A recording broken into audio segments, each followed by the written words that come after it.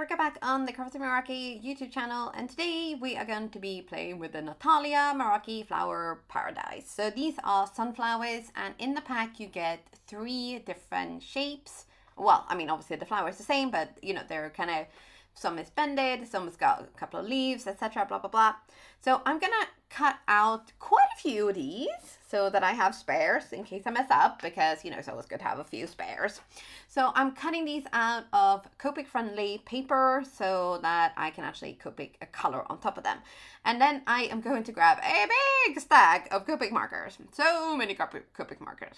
And then I do have a teeny tiny little trick. But first we're going to separate these into like the browns, the yellows and the greens. And then to color your Copic pieces, you can either put them back into your paper where you die cut them from and put like a bit of washi tape on the back.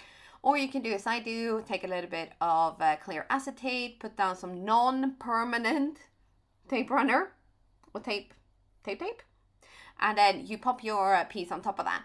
And then the good thing about this is then that, you know, your Copic markers are not going to bleed through onto your work mat or whatever else you have under. So we are going to go straight into this. So I will have marked out which marker I'm using throughout each piece of the coloring.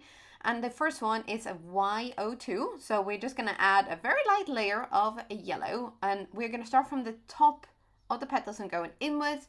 And then with our next one, which is the Y13, we're going to start at the bottom and kind of drag it outwards. Now, if you leave a little bit of white space every now and again, or like a little bit all over the place, I would say leave that in unless you want a super blended look. But that is not really what I'm going for today. So I am adding in the Y13, and then we're going to hop in with some Y18. So this is the first marker where you're really gonna kind of start to see that shape and the contrast adding in. And once this is sped up, this is only ×2, so it's only a little bit faster than I would actually color. So you don't need to go in and be like super careful with details. You just flick that color on because it helps with the more sort of natural look of a petal. You know, they're not all super duper perfect and even. So just use light flicks outwards towards the end of the petals, and then you just go all the way around your flower. And if you add a little bit more here and there just to kind of help with that sort of, again, like more natural look, that will also make a big difference. And then we're going to go into a slightly darker, so this is a Y35. So he has more of a kind of honey yellow orangey undertone, but it's not orange. It's called maize, so it's corn, but it's kind of like, oh, actually, now that I think about it, it does kind of look like popcorn kernel color. Oh, yeah. So back to the coloring. So we are going to go over the Y18 bits, but not quite all the way. So this is where you can, you know, draw sort of thinner lines and add more of like a veiny look to your petals. And then we're going to hop in with YR12. This is quite dark, and you can see the difference that in the top bits and where I've actually done it. I'm going to zoom in a little bit more so you can actually see. And with this, we're going to continue all the way around with this color as well. So you're going to go around with every single color. And here, again, you can kind of just use less flicks or less color and just add it into places where you kind of feel like this is where there would be a little bit more shade or maybe like shape to a petal.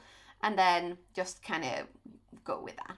And then we're going to leave the petals as they are, and then we're going to start with our middle. So first we're going to cover the whole shebang with E35, and then we're going to just go around, because obviously with alcohol markers, they kind of react a little bit, actually they react quite a lot with each other as you're covering the paper. And then we're going to go in with an E37 here, and first of all, we're going to cover all of the little like seed marks, and then we're going to add quite a lot more. And then what we're going to do is we're going to go in with yet another darker color. So this is E27. And we're just going to, you can see that I'm just kind of like using a very light hand and dot all the way around to create that kind of seed, the sunflower seed look. Then we're going to move on to our stem. And here I did do a little bit of a boo-boo. I went with my G94 before I used my next color. So I meant to use G99 first and then G94, but I did it in the opposite way around because things are never easy, right? So I realized here that, oops, that was, yeah, that's not so good. So I'm going to be going back and forth with those three, and then with those two, and then I'm also going to add in some YG67. And then we're also going to go in with slightly lighter colors to kind of just bring in those like highlights from like the sun hitting the leaves. And again, you know, those sort of natural shades and highlights on your leaves. So this is just a few of the colors that I've used. And we're also going to add in a tiny bit of YG01 to, again, just get that highlight in on the leaf, and a little bit of that sort of veininess that you get naturally on leaves.